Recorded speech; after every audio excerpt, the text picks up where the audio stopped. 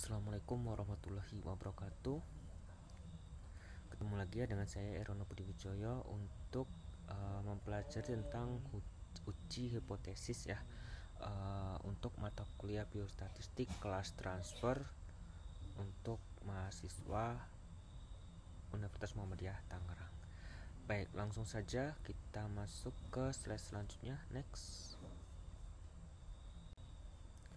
Baik, di sini ada 3 pertanyaan ya. Silahkan kerjakan ya dalam waktu barangkali maksimal 5 menit ya. Silahkan sambil bersensi sambil mengerjakan ini dan kerjakan di kolom komentar ya. Silahkan.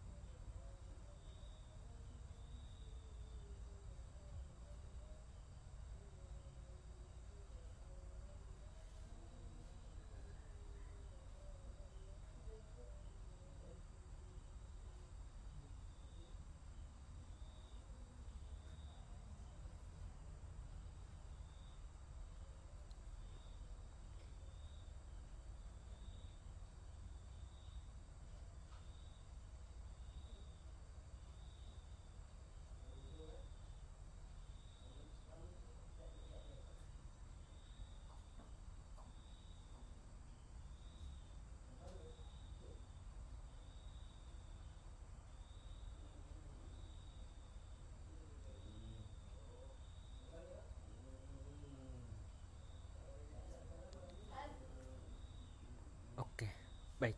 Saya rasa sambil jalan saja ya untuk menyelesaikan 3 soal ini. Kita lanjutkan ke slide selanjutnya. Next. Baik, kita pertemuan ini akan membahas tentang pengertian hipotesis ya, kemudian fungsi hipotesis, manfaat hipotesis, jenis-jenis hipotesis, kemudian syarat-syarat uji hipotesis, prosedur pengujian hipotesis, sampai dengan kesalahan dalam uji hipotesis apa saja yang biasa dilakukan ya. Baik, tak perlu panjang lebar, kita lanjutkan. Next.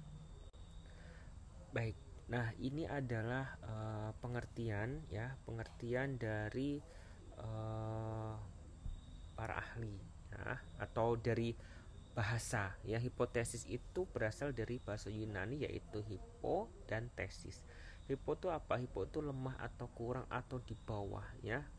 Sedangkan tesis itu berarti teori ya, yang atau pernyataan yang disajikan dengan bukti. Tesis ya. Jadi kalau kita berbicara skripsi ya, berbicara tesis, disertasi itu kan kalau bahasa Inggris kan dia tesis ya sebutannya ya, bachelor tesis, magister tesis gitu ya, dissertation gitu. Nah dia masuknya adalah pernyataan-pernyataan yang disajikan dengan data atau bukti. Nah dapat dikatakan bahwasanya hipotesis adalah suatu pernyataan yang masih lemah kebenarannya dan masih diperlukan pembuktian ya, atau dugaan sementara mengenai suatu hal. Jadi kalau ditanya hipotesisnya apa, itu jangan bingung ya. Hipotesis itu adalah dugaan sementara akan suatu hal. Jadi dia belum pasti ya, ada dua kemungkinan, ya dan tidak, berhubungan dan tidak. Nanti akan kita detailkan lebih rinci lagi apa sih itu hipotesis dan bagaimana cara pembacaannya. Baik. Selanjutnya setelah kita tahu apa itu hipotesis ya, definisinya akan kita lihat kenapa sih perlu dilakukan uji hipotesis ini. Next. Baik, ini adalah pengujian hipotesis ya. Suatu proses untuk menguji suatu hipotesis tersebut itu diterima atau ditolak ya, untuk menjadi parameter dari sebuah populasi dalam penelitian. Ya. Jadi nanti akan ada hipotesis yang diterima atau hipotesis yang ditolak. Itu menjadi parameter dari sebuah populasi dalam penelitian ya. Jadi untuk generalisir hasil penelitian yang didapatkan dari sampel penelitian. Ya, tujuan dilakukan pengujian hipotesis itu untuk mendapatkan hasil yang berupa penentuan parameter dari sebuah penelitian kuantitatif yang membutuhkan pembuktian ya. Makanya hipotesis itu akan muncul pada penelitian-penelitian kuantitatif saja ya. Pada penelitian kualitatif itu tidak ada hipotesis karena memang dia akan mendalam pada suatu hal atau suatu titik. Nah, kecenderungan hipotesis itu muncul pada penelitian-penelitian yang dia itu jenisnya adalah kuantitatif atau dia berupa data ya, yang perlu dibuktikan sehingga dia bisa digeneralisir ke populasi. Oke. Setelah kita tahu pengujian hipotesis, disebut hipotesis itu baik atau tidak akan kita lihat pada slide selanjutnya. Next. Nah, ini adalah hipotesis yang baik. Hipotesis yang baik itu harus sesuai dengan fakta ya. Dia juga dapat menerangkan suatu fakta. Kemudian hipotesis harus menyatakan hubungan, hipotesis harus sesuai dengan ilmu, hipotesis harus dapat diuji, dan hipotesis harus sederhana. Nah, inilah yang disebut dengan hipotesis itu bersifat baik ya, sehingga kita harus melihat bahwasanya secara fakta hipotesis ini bisa dibuktikan seperti itu ya. Jadi jangan hanya sembarangan menjawab seperti itu. Nah, setelah kita mengetahui hipotesis bahwa dia harus berupa fakta dan dia itu sesuai dengan ilmu, maka kita lihat fungsinya apa. Next. Baik, ini adalah fungsi hipotesis. Hipotesis tadi apa sih? Yaitu dugaan sementara atau jawaban sementara atau jawaban yang masih perlu pembuktian, ya kan? Nah, fungsi hipotesis di sini adalah satu, membantu membuat kerangka penyusunan simpulan penelitian, ya.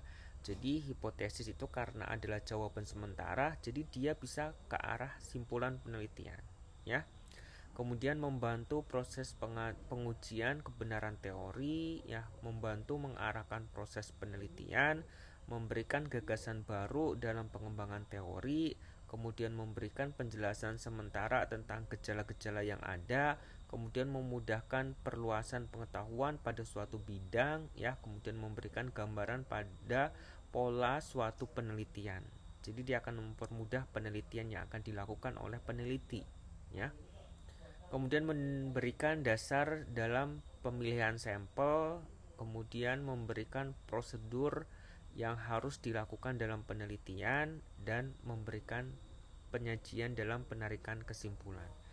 Nah, hipotesis ini memiliki banyak fungsi sehingga fungsi yang bisa kita ambil ya biasanya adalah untuk menyimpulkan suatu penelitian atau penarikan kesimpulan dari suatu penelitian. Dari banyaknya fungsi ini akan sangat bermanfaat hipotesis ini dalam penelitian kuantitatif. Apa manfaatnya? Next. Baik, ini adalah manfaat dari hipotesis ya. Hipotesis kan dia bisa sebagai panduan ya dalam pengujian dan penyesuaian antara fakta dan antar fakta dan fakta itu sendiri, ya. Jadi ada gap di sana, antara fakta itu ada gap, sehingga perlu kita cari kebenarannya, makanya kita lakukan penelitian. Nah, sebelum melakukan penelitian, kita akan muncul hipotesis itu ya. Nah, selanjutnya adalah hipotesis bisa menjadi alat yang sederhana untuk memfokuskan fakta dalam penelitian yang acak atau tanpa perlu koordinasi dalam satu kesatuan yang menyeluruh dan penting. Jadi hipotesis itu menjadi alat yang sederhana yang bisa kita ambil atau bisa kita buat tanpa perlu menyatukan suatu kelompok atau tanpa perlu kita melihat secara keseluruhan, karena ini menjadi praduga kita gitu ya, yang menjadi jawaban sementara kita akan suatu gap atau antar suatu fakta, antar fakta dan fakta itu sendiri gitu loh ya.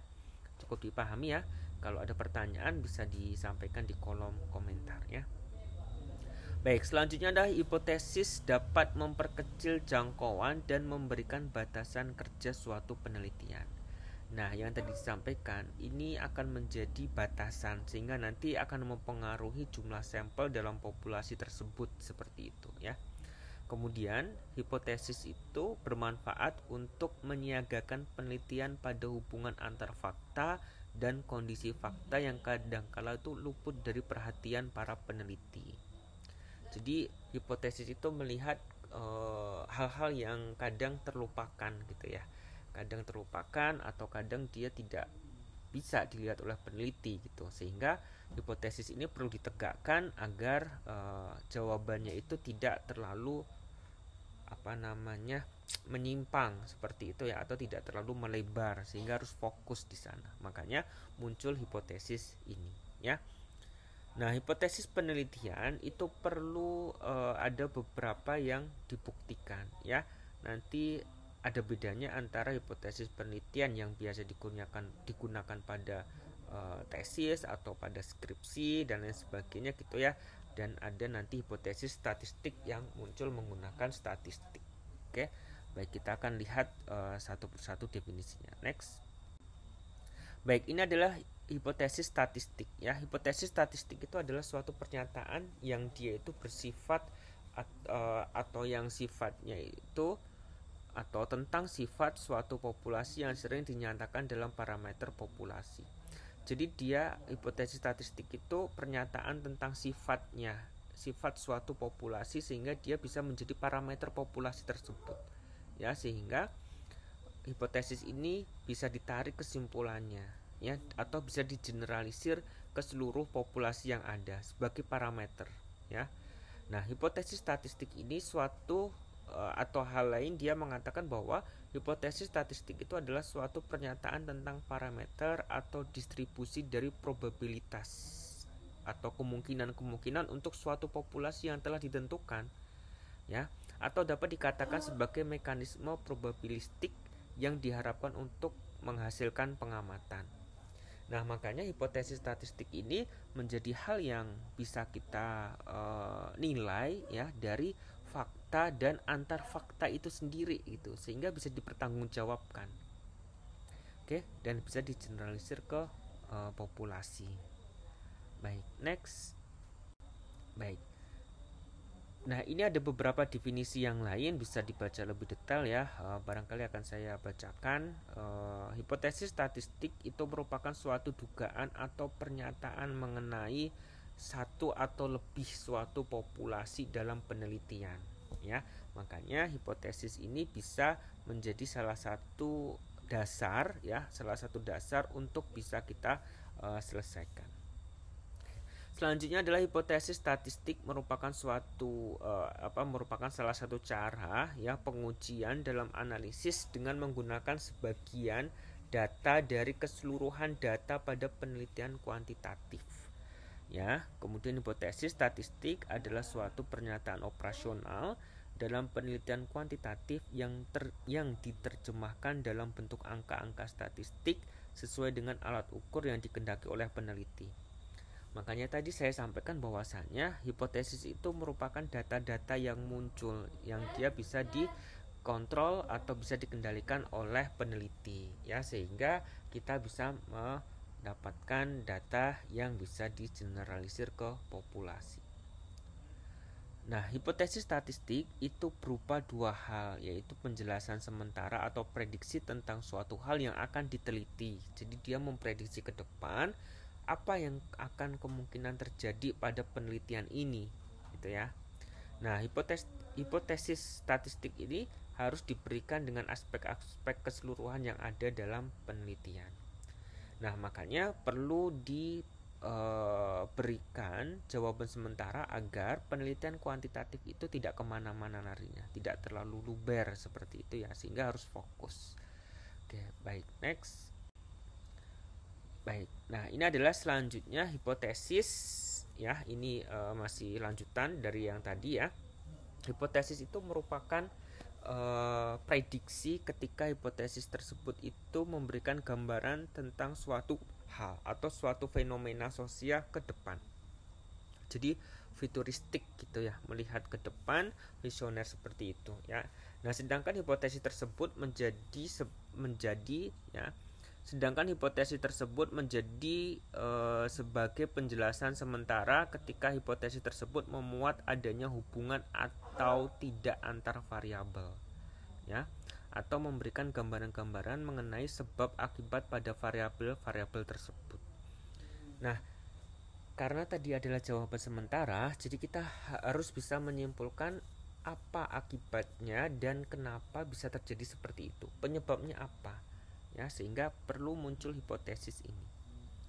Hipotesis juga digunakan dalam hipotesis statistika, yaitu yang sering digunakan adalah statistika inferensial. Ya, sudah kita pelajari ya pertemuan sebelumnya bahwasanya statistika inferensial itu adalah suatu metode statistik yang digunakan dalam menganalisis data sampel yang hasilnya akan digeneralisir ya kepada populasi dari sampel tersebut.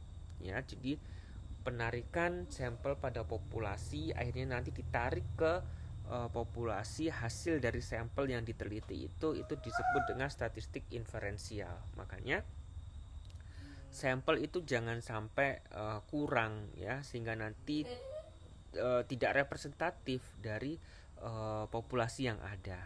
Oke. Nah, selanjutnya adalah bentuk dari hipotesis statistik itu bisa berupa satu variabel ya, seperti normal, binomal atau Poisson gitu ya. Poisson ya kalau nggak salah bahasa Prancis seperti itu ya, Poisson ya. Kemudian atau nilai dari suatu parameter yaitu variance, mean, standar deviasi dan proporsi. Saya rasa ini hipotesis statistik ini sudah kita pelajari pada pertemuan sebelumnya, jadi bisa kita lihat definisi dari masing-masing variabel ya. Baik, kita akan lihat next. Baik. Nah, ini adalah jenis-jenis hipotesis yang ada atau yang biasa muncul pada penelitian-penelitian baik itu level sarjana, tesis ataupun bahkan disertasi ya. Nah, jenis-jenis hipotesis itu ada dua, yaitu hipotesis nol atau null hipotesis atau H0. Kemudian yang kedua adalah hipotesis alternatif atau alternatif hipotesis ya, atau H1 ya. Ada yang menyebutnya referensi mengatakan H1 atau HA seperti itu ya. Silahkan menggunakan referensi yang mana. Oke. Tapi pada dasarnya referensi yang saya gunakan ini kita berpacu pada H0 dan H1 ya. H1 itu sebagai hipotesis alternatif ya. Kemudian H0 itu menjadi hipotesis utama ya, nanti diterima atau ditolak seperti itu terkait dengan H0-nya. Nanti pembacaannya akan kita lihat pada slide-slide selanjutnya. Baik, next. Baik, ini adalah hipotesis nol atau nol hipotesis ya, atau H0 untuk lambangnya. Hipotesis nol itu adalah berupa pernyataan yang tidak ada perbedaan parameter atau karakteristik dalam populasi tersebut ya. Nah, pada hipotesis nol selalu mengandung data yang ada di tingkat populasi dan biasanya ditandai dengan tanda sama dengan, ya. Nah, ini ada contoh beberapa, ya. Hipotesis nol atau H0 adalah X sama dengan Z, atau X tidaknya Y, atau X paling banyak Y. Nah, ini adalah jawaban sementara dari penelitian yang ada. Makanya nanti outputnya atau kesimpulannya adalah H0 ini diterima atau ditolak, ya. Sama dengan X itu sama dengan Z atau tidak. Ketika iya berarti H0 diterima, tapi ketika tidak, ya berarti dia H0-nya ditolak. Oke, kita akan bedakan dengan hipotesis alternatif, ya, atau H1. Next. Nah, hipotesis alternatif atau hipotesis atau H1 atau yang biasa disebut juga HA seperti itu, ya. Itu adalah pernyataan yang bertentangan dengan H0, ya. Hipotesis alternatif itu bisa menunjukkan perbedaan dua kelompok dan juga dapat menjelaskan hubungan antar variabel tersebut seperti itu.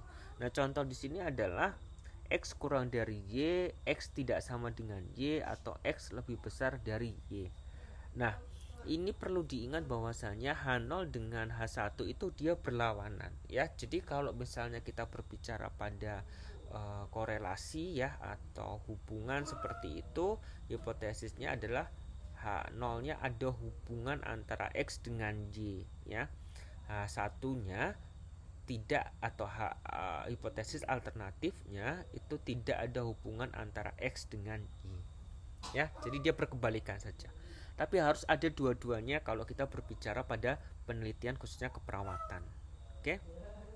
Baik, kita akan lihat next, atau secara umum penelitian semuanya, ya, H1 dan 0 itu harus ada, ya. Oke, baik. Next. Nah, kita akan breakdown lebih rigid lagi, ya. Hipotesis kan ada dua, ya. Hipotesis 0 sama hipotesis alternatif. Nah, di hipotesis alternatif ini dia ada lagi jenisnya atau macamnya, yaitu ada dua, ya, yaitu hipotesis non direksional atau tak terarah atau non direksional hipotesis, dan juga hipotesis direksional atau terarah, ya, hipotesis terarah atau direksional hipotesis. Nah, akan kita lihat di sini bedanya. Bedanya apa? Kalau hipotesis non direksional itu dia akan menegaskan suatu nilai yang berbeda dengan nilai yang lainnya, ya. Selain itu disebutkan juga hipotesis ini sebagai hipotesis dua sisi, ya, ditandai dengan tanda tidak sama dengan, ya. Jadi yang tadi tidak sama dengan itu sama dengan coret, ya. Ini tandanya seperti ini, ya. Nah, ini adalah non direksional atau tidak terarah. Jadi dia bebas mau ke arah mana, akan tetapi dia itu menyebutkan bahwasannya ditandai dengan tidak sama dengan, ya. X tidak sama dengan Y seperti itu, ya. Tapi perlu diingat HA itu berlawanan, ya, dengan H0. Nah, selanjutnya HA yang kedua atau H1 yang kedua adalah hipotesis direksional atau yang terarah atau direksional hipotesis. Apa itu? Dia akan menegaskan bahwasanya ada satu ukuran yang lebih kecil atau lebih besar dibandingkan ukuran lainnya dengan sifat serupa. Nah, selain itu disebut juga dengan hipotesis satu sisi. Biasanya dia ditandai dengan lebih kecil atau lebih besar, ya. Nah, untuk kesehatan terutama di keperawatan barangkali jarang sekali kita menggunakan hipotesis alternatif non direksional ataupun direksional, ya. Sangat jarang, ya. Ada tapi jarang. Biasanya dia yang pure eksperimen, ya, pure eksperimen atau eksperimen murni, yang sehingga dia perlu dosis di dalamnya ataupun perlu hal-hal yang lebih rigid. Oke. Baik. Nah, selanjutnya terkait dengan perbedaan hipotesis statistik dengan hipotesis penelitian. Apa itu? Next. Baik. Nah, ini adalah perbedaan antara hipotesis statistik dengan hipotesis penelitian ya. Nah, hipotesis statistik itu adalah suatu pernyataan atau dugaan yang belum terbukti mengenai suatu populasi yang ada dalam penelitian tersebut. Sehingga perlu dinyatakan dalam angka-angka statistik. Contohnya adalah penelitian hubungan antara manusia atau hubungan antara usia dengan kepuasan kerja di perusahaan X. Nah, hipotesis statistiknya akan muncul seperti H0 itu P sama dengan 0 atau H1-nya itu P tidak sama dengan 0 ya. Nah, ini adalah hipotesis statistik. Ini jarang sekali kita gunakan kalau di dalam penulisan skripsi ataupun penelitian-penelitian di kesehatan. Kecuali yang tadi pure eksperimen ya atau true eksperimen. Nah, selanjutnya next. Baik, ini adalah hipotesis penelitian. Nah, hipotesis penelitian itu yang sering kita gunakan pada penelitian-penelitian baik itu pada level tesis, skripsi, ataupun disertasi. Nah, hipotesis penelitian itu adalah dugaan sementara atau jawaban sementara dari suatu permasalahan yang berbentuk pernyataan, ya. Nah, hipotesis penelitian itu merupakan pernyataan yang dibuat oleh peneliti ketika berspekulasi atau menduga akan suatu hal secara realistis dan dapat diuji pada suatu penelitian. Jadi hipotesis statistik itu masih berupa angka statistik yang perlu pembuktian. Nah, sedangkan hipotesis penelitian itu dia berbentuk pernyataan. Nah, ini contoh-contoh yang muncul pada hipotesis penelitian. Ya, contohnya mengenai penelitian tentang hubungan antara keaktifan mahasiswa di organisasi dan tingkat IPK. Hipotesis penelitian yang mungkin muncul bisa jadi adalah H1-nya ada H1, H2 ini bukan alternatif dan lain sebagainya ya, tapi hipotesis-hipotesis yang mungkin muncul ya. Nah, H1 ini sebenarnya hipotesis H0 semuanya ya, cuma H01 gitu-gitu ya. Jadi ada kemungkinan bahwasanya hipotesis penelitian itu ada hubungan yang signifikan antara mahasiswa yang aktif mengatur dan menjadi administrator organisasi.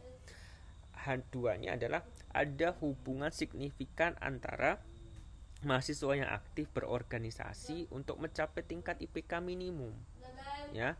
Kemudian ada hubungan yang signifikan antara mahasiswa yang aktif mengatur dan memimpikan pekerjaan yang diinginkan setelah lulus. Ya, jadi hipotesis yang terakhir yang mungkin muncul adalah ada hubungan yang signifikan antara mahasiswa yang aktif berorganisasi dengan lama studi dalam bentuk tahun. Nah, ini adalah hipotesis-hipotesis yang mungkin muncul pada penelitian. Oke, atau hipotesis penelitian. Berbeda ya. Kalau pada hipotesis statistik tadi dia berupa data-data ya. P sama dengan 0 atau P tidak sama dengan 0. Oke, cukup tergambar ya. Jadi yang kita sering lakukan itu dengan menggunakan hipotesis penelitian ya. Kalau hipotesis statistik dia itu yang kita gunakan nilai-nilai atau angka atau data ya. Oke, baik itu bentuknya nominal, Poisson, kemudian binominal dan lain sebagainya ya. Oke, kita akan lihat selanjutnya. Next. Baik, ini adalah macam-macam hipotesis yang ada ya. Jadi ada hipotesis deskriptif ya, hanya dia menggunakan satu variabel. Kemudian ada hipotesis komparatif yang dia itu membandingkan ya antara satu dengan yang lain. Kemudian ada hipotesis asosiatif ya atau korelasional atau hubungan ya. Jadi menduga ada hubungan antara A dengan B misalnya. Kemudian ada hipotesis kausal. Kita akan lihat satu persatu lebih detail. Oke, next. Baik, ini adalah definisi dari hipotesis deskriptif. Apa itu? Dia adalah suatu jawaban atau pernyataan sementara pada sampel dalam suatu kelompok yang memiliki beberapa perbedaan di dalamnya ya. Nah, pada hipotesis deskriptif ini dapat menunjukkan hubungan antara variabel secara implisit Nah, selain itu, hipotesis deskriptif dapat disebut juga dengan dugaan sementara terhadap nilai suatu variabel tunggal dalam satu sampel, walaupun di dalamnya bisa jadi terdapat beberapa kategori. Nah, hipotesis deskriptif itu dia akan menggambarkan suatu hal. Jadi hanya ada satu sampel yang ada, ya, walaupun terdiri dari beberapa kategori. Misalnya gambaran gambaran laki-laki pada usia remaja, gambaran perempuan pada usia remaja, atau bisa jadi gambaran perempuan pada usia lansia misalnya. Nah, hipotesisnya berapa banyak gitu ya, karena dia hipotesis deskriptif, menggambarkan hanya satu variabel yang terlibat di dalamnya. Oke, cukup jelas ya. Kalau ada kalau nanti ada pertanyaan bisa ditanyakan di kolom komentar. Oke, kita lanjutkan terlebih dahulu. Next. Baik, selanjutnya adalah hipotesis komparatif atau perbandingan. Ya, hipotesis komparatif itu adalah suatu jawaban atau pernyataan sementara pada suatu rumusan masalah, ya, pada dua sampel atau lebih dalam satu komparasi. Jadi dia akan membandingkan antara satu variabel dengan variabel yang lain, ya. Pada hipotesis komparatif ini dapat dilakukan dengan dua atau lebih sampel yang dapat berupa dua hal, yaitu komparasi yang tidak ada hubungannya atau independen, atau komparasi yang dia itu berhubung atau related.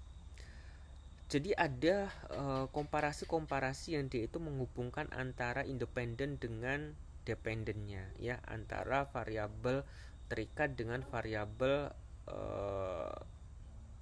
dampak, ya, seperti itu, atau dari variabel terikat atau variabel bebasnya. Jadi kita akan lihat di sana, ya.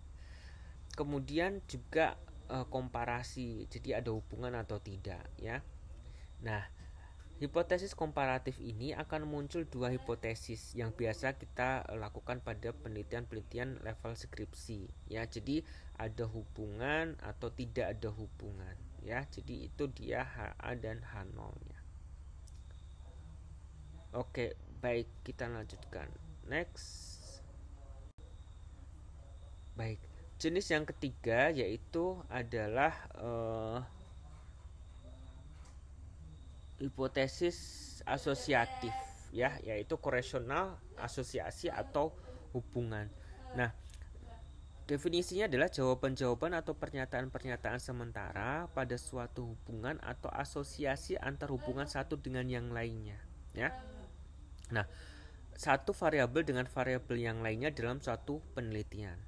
Hipotesis asosiatif ini biasanya disebut juga dengan hipotesis yang mengukur kekuatan hubungan antar dua variabel dalam satu sampel penelitian, ya. Pada hipotesis asosiasi terdapat hubungan yang tidak menunjukkan adanya sebab akibat. Nah, kalau pada perbedaan tadi, pada hipotesis sebelumnya, hipotesis komparatif, ya, atau perbandingan, jadi ada atau tidak gitu, ya, hubungan antara setelah dilakukan tindakan, ya, membandingkan seperti itu.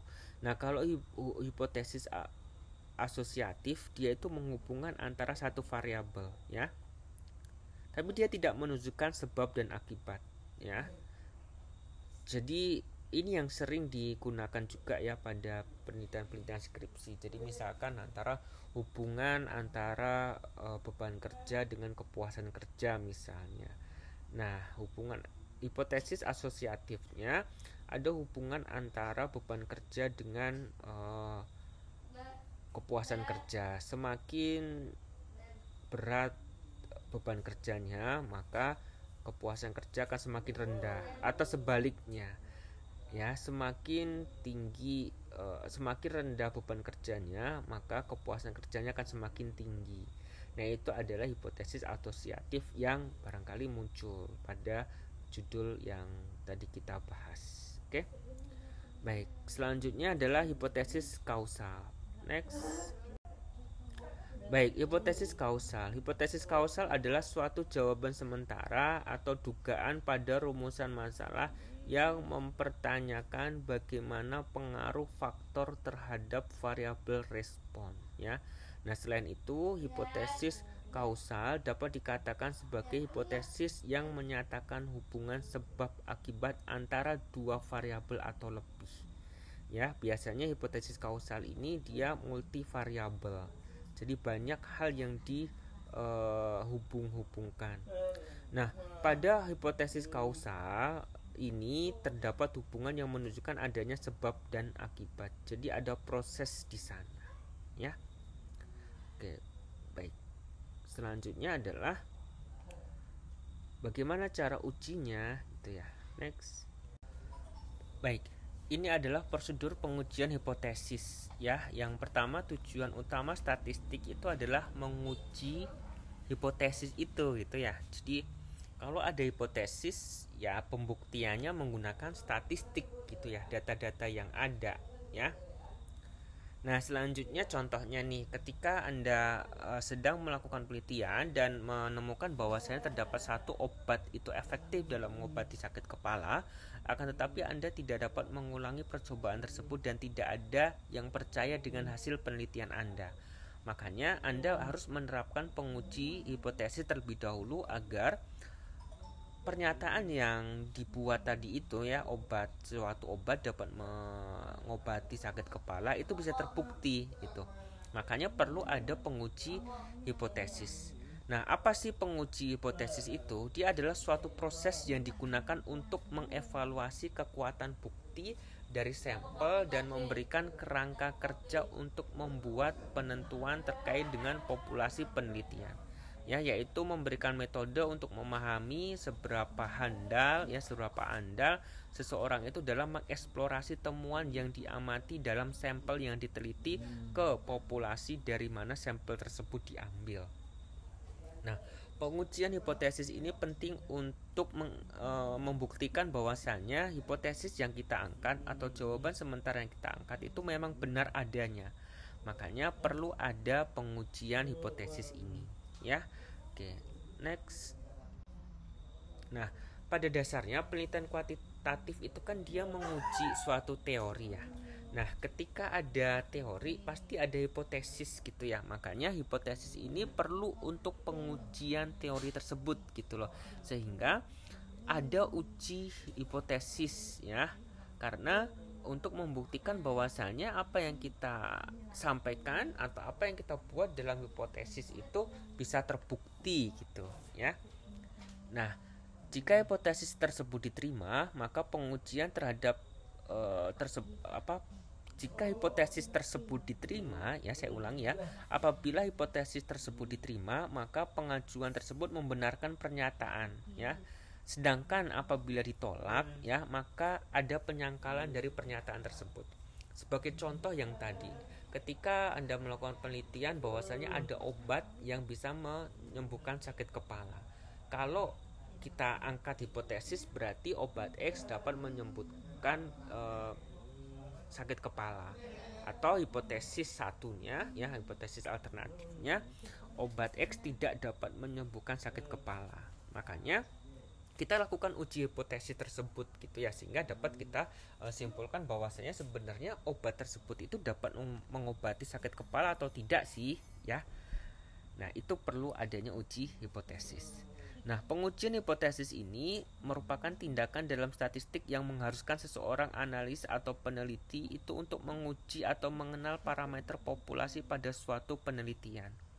Makanya pengujian hipotesis itu digunakan untuk menilai apakah hipotesis tersebut masuk akal atau tidak. Sehingga ketika itu masuk akal dengan sampel yang ada, ya, dan bisa ditarik kepada kesimpulan, maka akan mendapatkan kesimpulan bahwasanya H0 itu diterima. Akan tetapi apabila data sampel yang diambil dan data sampel yang diambil dari populasi dan dia itu tidak bisa mewakili populasi, maka hasilnya bisa jadi H0-nya ditolak. Jadi tidak ada hubungannya atau obat tersebut tidak dapat mengobati sakit kepala. Contoh yang sudah kita buat tadi. Oke. Nah, kalau berbicara tentang uji hipotesis, bagaimana sih langkah-langkahnya? Baik, kita akan lihat next. Baik, ini adalah langkah-langkah atau tahap yang dilakukan untuk melakukan uji hipotesis ya. Yang pertama adalah menyatakan dua hipotesis sehingga hanya ada salah satu yang benar. Nah, pastikan hipotesis itu pasti ada dua ya, ada H0 dan juga H1 ya. H0 ataupun H alternatif, di mana nanti di situ ada hubungan atau tidak ada hubungan. Nah, setelah kita membuat analisis pada penelitian kita, makanya langkah selanjutnya adalah merumuskan rencana analisis ya, yaitu menguraikan bagaimana data tersebut akan dievaluasi. Jadi bagaimana data tersebut akan dianalisis dan dievaluasi sehingga uji hipotesis ini menjadi penting seperti itu. Kemudian yang ketiga adalah melaksanakan rencana dan menganalisis data sampel secara fisik. Jadi melihat data-data yang ada dan juga bisa kita analisis agar nanti uji hipotesis ini dapat digeneralisir kepada populasi. Ya, kemudian yang keempat adalah menganalisis hasil dan menolak hipotesis H0 atau menerima hipotesis 0 atau H0 tersebut masuk akal berdasarkan datanya. Jadi dari data-data yang ada kita akan analisis sehingga akan kita munculkan H0 ini diterima atau ditolak. Oke, next. Baik, ini adalah contoh hipotesis statistik yang barangkali ini gambaran saja ya ketika nanti akan melakukan penelitian. Next, terutama di bab 3 kalau kita berbicara skripsi. Next. Baik, ini adalah contoh hipotesis statistik asosiatif ya atau korelasional. Contohnya adalah hipotesis ini itu ada hubungan antara tingkat disiplin mahasiswa dan nilai yang diperoleh. Jadi H0-nya itu bisa jadi P kurang dari 0 atau H1-nya atau H alternatifnya itu P lebih besar dari 0. Nah, contoh yang lain adalah ada hubungan antara tingkat kedisiplinan mahasiswa dan nilai yang diperoleh, yaitu makin tinggi disiplin mahasiswa maka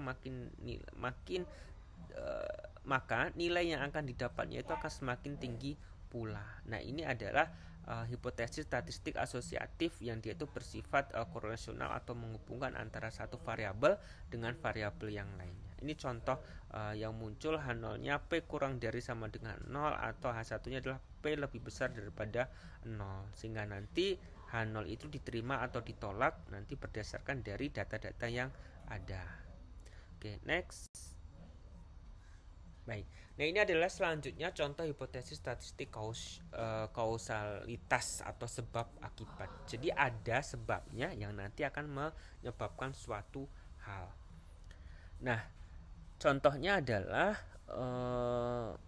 ada pengaruh antara tingkat kesadaran dengan pengetahuan konsumen. Jadi ada antara H0 itu beta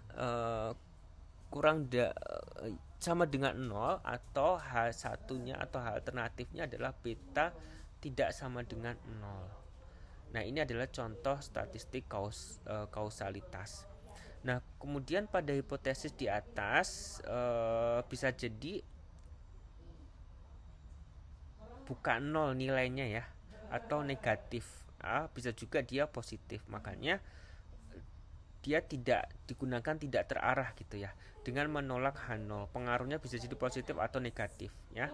Nah, hipotesis statistik kausalitas ini dia itu sebab akibat. Jadi ada perbedaan antara variabel setelah dilakukan intervensi ya.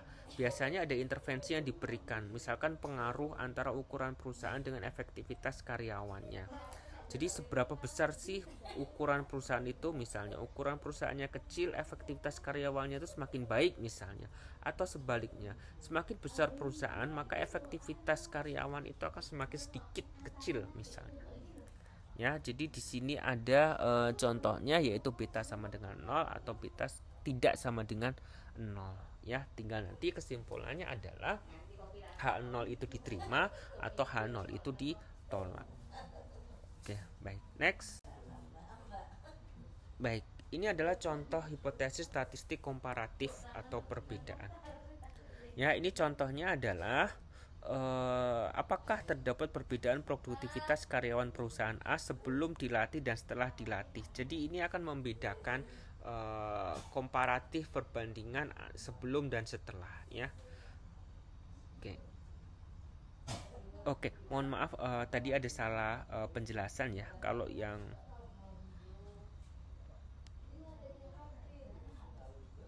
komparatif itu dengan intervensi ya. Kalau yang asosiatif kausalitas itu dia itu sebab akibat, yang dia itu satu variabel lurus seperti itu ya. Jadi kalau komparatif itu membandingkan sebelum dan setelah diintervensi. Ini contohnya ya. Biasanya uji dua pihak yang kita gunakan ya. H0-nya ada mikro 1 sama dengan mikro 2 misalnya. Ya, jadi dia ada perbedaan setelah dan sebelum dilatih. Oke, nanti ini cukup tahu saja bahwa ini jarang sekali kita gunakan ya untuk yang satu pihak ini ya, baik itu pihak kiri atau pihak kanan. Yang biasa kita lakukan itu uji dua pihak ya, kalau kita melakukan suatu intervensi pada suatu variabel. Oke, baik, next. Baik, ini adalah prosedur penyusunan hipotesis statistik ya. Jadi pertama adalah hipotesis harus disusun sebaik mungkin. Dalam penyusunannya harus memperhatikan faktor-faktor tertentu. Nah, kemudian hipotesis haruslah dinyatakan dalam kalimat pernyataan atau deklaratif. Ya, kemudian hipotesis harus dirumuskan secara padat dan jelas. Hipotesis haruslah dapat diuji kebenarannya, dan hipotesis harusnya menyatakan pertautan antara kurang dari atau lebih ya. Jadi dia ada angka di sana atau data yang terlibat di dalamnya. Nah, kesalahan-kesalahan yang sering muncul apa? Next, kesalahan yang sering muncul dalam uji hipotesis itu ada dua, yaitu kesalahan tipe 1 itu suatu kesalahan bila menolak hipotesis 0 yang benar, yang seharusnya diterima. Ya, padahal ini tingkat kesalahannya dinyatakan dengan A. Ya, ini kode yang memang sudah kesepakatan. Ya, jadi kalau ditanya kenapa harus A, itu saya tidak tahu karena memang ini kesepakatan ya, kesepakatan para ahli. Apabila misalnya harusnya ini H0-nya diterima, tapi kesimpulannya malah H0-nya itu ditolak. Jadi kalau H0-nya ditolak berarti misalnya judulnya adalah ada hubungan antara X dengan Y, maka kesimpulannya adalah tidak ada hubungan antara X dengan Y. Tapi secara realnya atau kenyataannya populasi itu menggambarkan bahwasannya ada hubungan antara X dengan Y. Nah, itu adalah kesalahan-kesalahan tipe 1 yang biasa disebut dengan kesalahan A. Nah, selanjutnya kesalahan tipe B itu adalah suatu kesalahan bila menerima hipotesis yang salah, yang seharusnya ditolak. Nah, ini kebalikannya ya. Nah, pada hal ini tingkat kesalahan dinyatakan dengan huruf B. Nah, kesalahan tipe B itu yang harusnya misalnya dia menerima hipotesis yang salah, yang harusnya dia ditolak. Harusnya kesimpulannya adalah tidak ada hubungannya misalnya. Tapi ternyata disimpulkan oleh peneliti dalam penelitian tersebut ada hubungannya. Makanya dia masuk kesalahan tipe 2 atau yang masuk dalam huruf B. Baik, cukup jelas ya. Kalau ada pertanyaan bisa ditanyakan di kolom komentar. Next. Baik, sampai di sini ada pertanyaan? Oke, barangkali kalau ada pertanyaan bisa dituliskan di kolom komentar, nanti akan saya jawab ya. Kemudian selamat belajar ya, dan pahami kembali ya, dan nanti ini akan masuk bagian dari UAS ya, sehingga pelajari lebih dalam. Baik, itu saja. Sukses untuk semuanya, semoga sehat selalu dan dalam lindungan Allah Subhanahu wa taala. Saya akhiri. Wassalamualaikum warahmatullahi wabarakatuh. Okay, see you on the next video.